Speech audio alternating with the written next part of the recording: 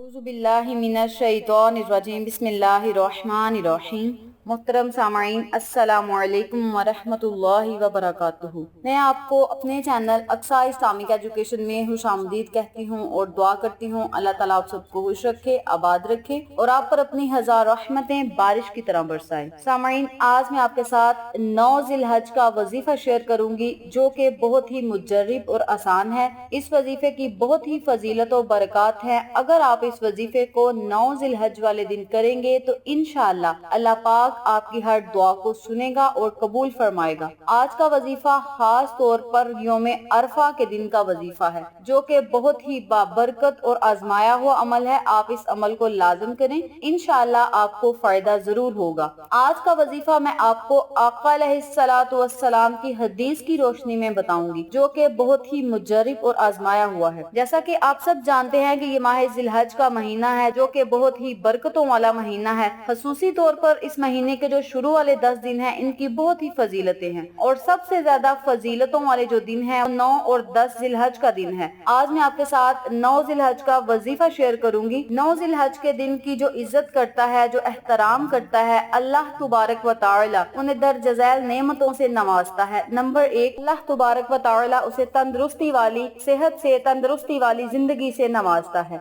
Number 2 कि उसके माल में अल्लाह तुबारक व तआला इजाफा फरमा देता है। उसके मालो दौलत में अल्लाह तुबारक व तआला अपनी तरफ से फरावानी और कुशादगी कर देता है। नंबर 3, उसके माल और अहलो अयाल की हिफाजत और हौसला अफजाई अल्लाह तुबारक व तआला के जिम्मा होती है। नंबर 4, उस इंसान के गुनाह मुआफ कर दिए जाते हैं। नंबर 5, उस शख्स की नेकियों में इजाफा कर दिया जाता है और गुनाह मुआफ कर दिए जाते हैं। नंबर 6, जब उसका नज़ा का वक्त आता है तो तंगी खत्म कर दी जाती है। आसानी वाली उसकी जो मौत है वो होती है और वो इस दुनिया से जब रुखसत होता है तो उसका खातिमा ईमान पर होता है। नंबर 7, उसकी नेकियों में इजाफा होता है और नेकियों वाला जो पलड़ा होता है वो बारी होता है। नंबर 8, उसे जहन्नुम की आग से निजात मिलती है, उसे जहन्नुम से छुटकारा मिलता है। नंबर 9, जन्नत में उस इंसान के दराजात बुलंद कर दिए जाते हैं। जो शख्स 9 तारीख वाले दिन अल्लाह तुबारक व तआला का जिक्र और ज़कार करता है, 9 ज़िलहज वाले दिन अल्लाह की इबादत करता है और अल्लाह की याद में वो दिन गुजारता है तो अल्लाह तुबारक व तआला उसे तरह तरह की नेमतों से नवाजता है। 9 ज़िलहज वाले दिन की बहुत ही फजीलतें हैं, बहुत ही बरकत हैं, जिनमें से चंद मैंने आपके साथ शेयर की हैं। अल्लाह तुबारक व तआला आप सब सामाईन को इन पर अमल करने और दूसरों के साथ सदके की नियत से शेयर करने की तौफीक दे। तो चलें, आपका वक्त जाया किए बिना हम अपने मकसद की तरफ चलते हैं। वजीफा जिक्र करने से पहले मेरी आपसे गुजारिश है कि मेरी वीडियो को आखिर तक जरूर देखिएगा और जिन लोगों ने अभी तक मेरे चैनल अक्सा इस्लामिक एजुकेशन को सब्सक्राइब नहीं किया वो नीचे मौजूद लाल रंग के बटन को दबा दें और साथ मौजूद घंटी के बटन को दबा दें ताकि मेरी हर नई आने वाली वीडियो की अपडेट आप तक बआसानी पहुंच सके। जज़ाकल्लाह। वजीफा करने का तरीका अच्छी तरह सुन लें और समझ लें। आपने 9 ज़िलहज को नमाज फजर से लेकर नमाज इशा तक आपके पास टाइम होगा। 9 ज़िलहज वाले दिन पूरा दिन आपके पास होगा। आप किसी भी टाइम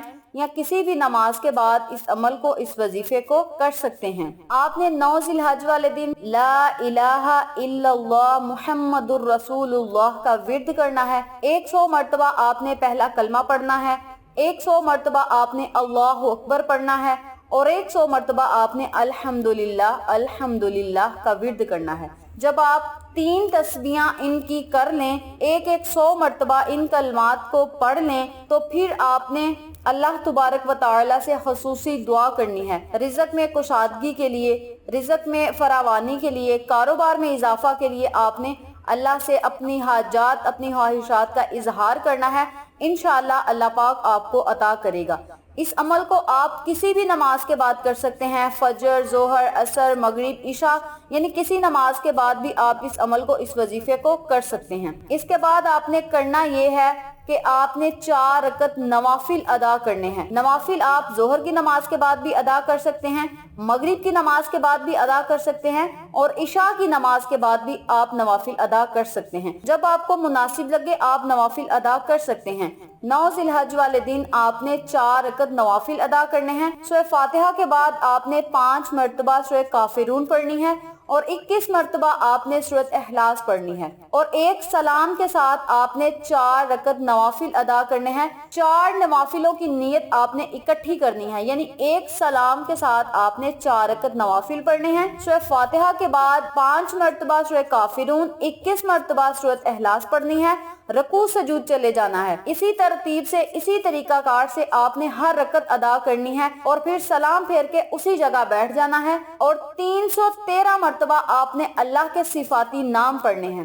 اللہ کے یہ صفاتی نام کیا ہیں اور انہیں پڑھنا کیسے ہے، یہ بھی توجہ سے سن لیں۔ بسم اللہ الرحمن الرحیم، یا اللہ یا رحیم یا کریم، یا اللہ یا رحیم یا کریم۔ آپ نے ان تینوں ناموں کو اکٹھا پڑھ کر ایک تصور کرنا ہے، اور اسی ترتیب سے، اسی طریقہ کار سے آپ نے 313 مرتبہ اللہ کے ان صفاتی ناموں کا ورد کرنا ہے۔ اول آخر آپ نے 3 مرتبہ یا 11 مرتبہ درود ابراہیمی لازم پڑھنا ہے۔ درود ابراہیمی کی بہت ہی فضیلتیں ہیں، بہت ہی برکات ہیں۔ آپ نے اس عمل کو کرنا ہے جب تو آپ نے اول آخر درود شریف لازم پڑھنا ہے۔ اس وظیفے کو مکمل کر لیں، اول آخر درود شریف پڑھ لیں، تو آپ نے اللہ تبارک و تعالی سے خصوصی دعا کرنی ہے کہ مولا میری ہر حاجت، ہر خواہش کو پورا فرما، یا اللہ میری ہر نیک دلی حاجات کو پورا عطا فرما، مولا مجھے ہر نیک مقصد میں کامیابی عطا فرما، مولا میرے رزق میں کشادگی فرما، فراوانی کر دے، کاروبار میں خیر و برکت عطا فرما، اور اپنے خزانے سے عطا کرنا، ہمیں کبھی کسی کا محتاج نہ کرنا، اور ہمارے گھر میں جو غربت ہے، تنگ دستی ہے، اسے ختم کر دے۔ جو لوگ قرضوں میں ڈوبے ہوئے ہیں وہ اللہ سے دعا کریں کہ مولا کوئی ایسا ذریعہ بنا دے، کوئی ایسا وسیلہ عطا کر کے ہم اپنا قرض ادا کر سکیں۔ اس طرح آپ نے اللہ سے خصوصی دعا کرنی ہے۔ انشاءاللہ اللہ پاک آپ کی ہر دعا کو ضرور سنے گا اور قبول فرمائے گا، اور آپ پر اپنی رحمت کا سایہ ہمیشہ قائم و دائم رکھے گا انشاءاللہ۔ اسی کے ساتھ ساتھ میں آپ کو آقا علیہ الصلوۃ والسلام کا ارشاد مبارک سناتی ہوں۔